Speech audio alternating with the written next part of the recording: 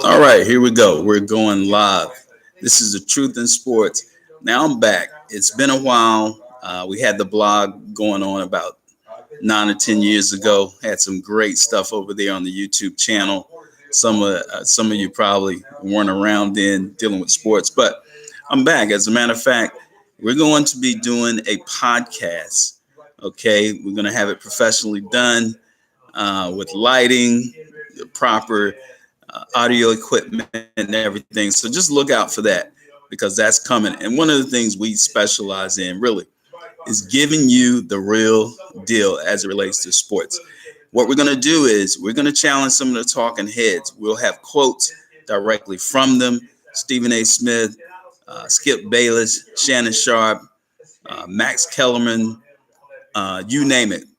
Some of the guys on NBA radio, Frank Isola, Scalabrini, Eddie Johnson, Justin Termine, all of those guys. We're gonna hold them to task because there's a lot of narratives that are created out there, and they're usually one-sided, and you'll have a whole group of people that just run with that narrative, and it may not even be the way things are, but they'll push that narrative so hard that you'll believe that's exactly how things are. So what we do is we give you the truth in sports, where it's not based on a narrative, it's not based on what the media says it is. We basically give you the truth. So right now we're going to talk about the NBA trade deadline a little bit. Everybody know right now, as a matter of fact, that's what you hear in the background, because I got TVs going. I got, getting the information as it comes in. Of course, Woj is dropping bombs all over the place. But listen, this is the deal. A lot of people feel like the Lakers have put themselves out there. Yes, they lost, big loss to Indiana last night without Victor Oladipo. And a lot of people feel like the Lakers are done. Now, this is the thing. Are the Lakers done? That's a question. Are the Lakers done? Of course they're not done. A lot of people underestimate LeBron James.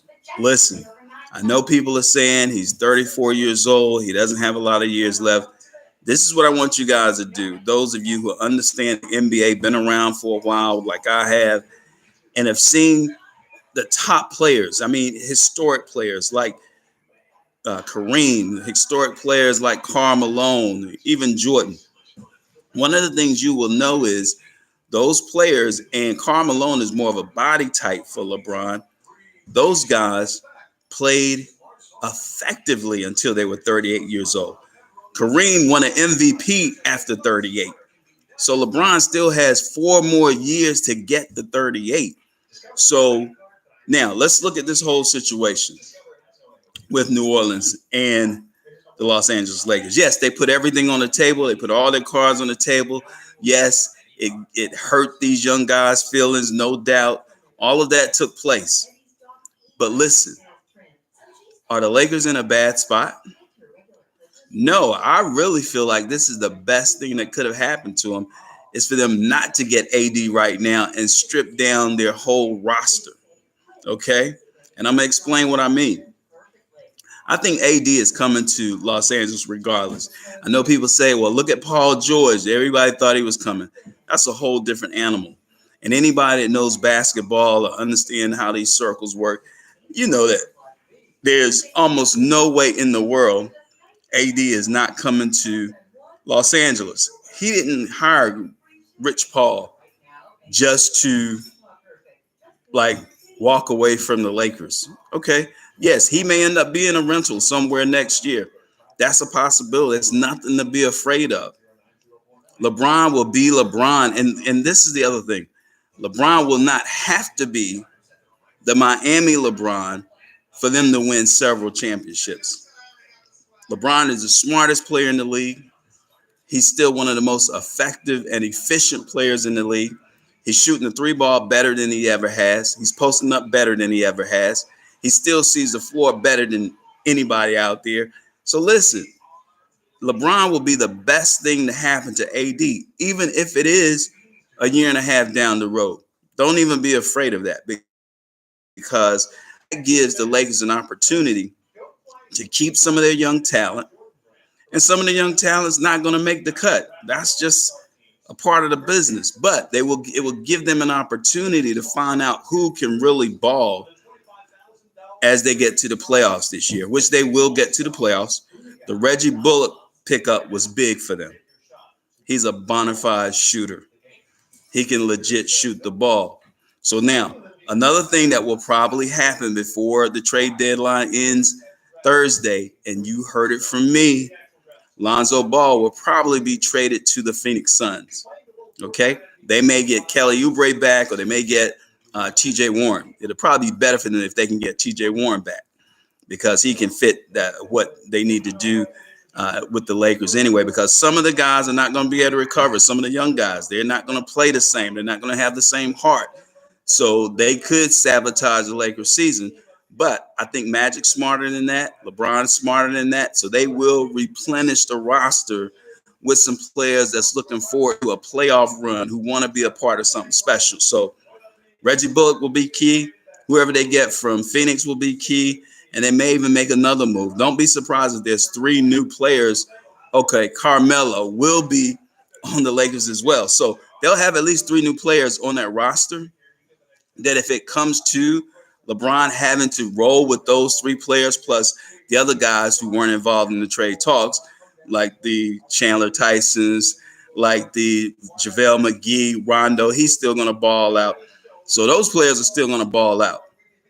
So they'll be end up being about the 6th seed, I think, in the West. So listen, I'm giving you the part from the Lakers standpoint, and from the LeBron standpoint, and all the criticism and everything they're taking, and the narrative out there from the talking heads.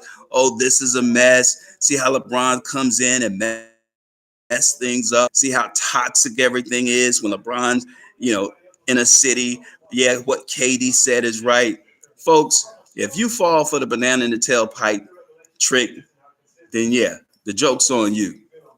Because come April, May, the Lakers will be in the playoffs.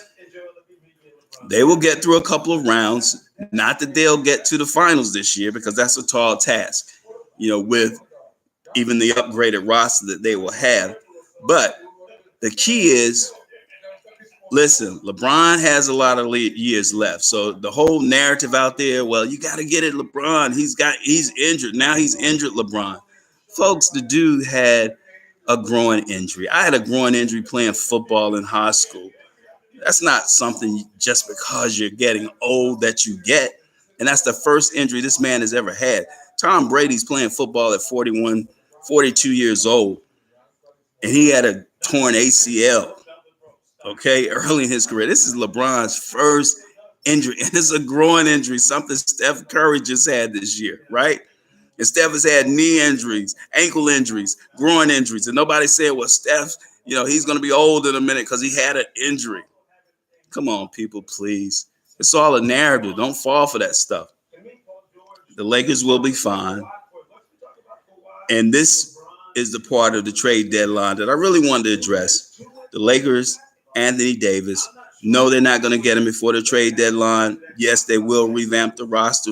There'll be at least 3 new players on the roster, and they will be better. And if nothing gets done this summer, if I was the Lakers, I wouldn't do anything. Let somebody else use their assets on Anthony Davis. Get him at the next trade deadline or in the summer. Make your 3-year run with LeBron and AD.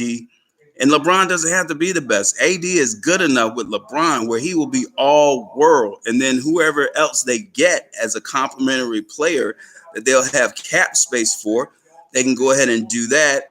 And some of the young players that end up staying on the roster, that end up developing and getting better, then you have your championship formula. And you run that.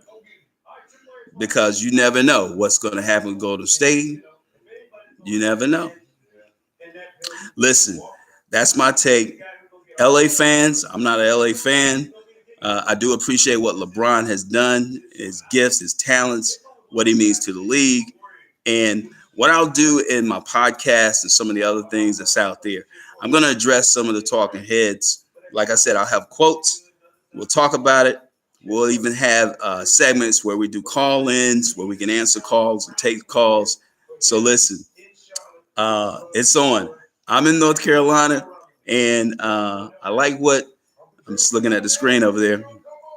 What the Hornets are doing to try to keep Kemba by trading for Marc Gasol.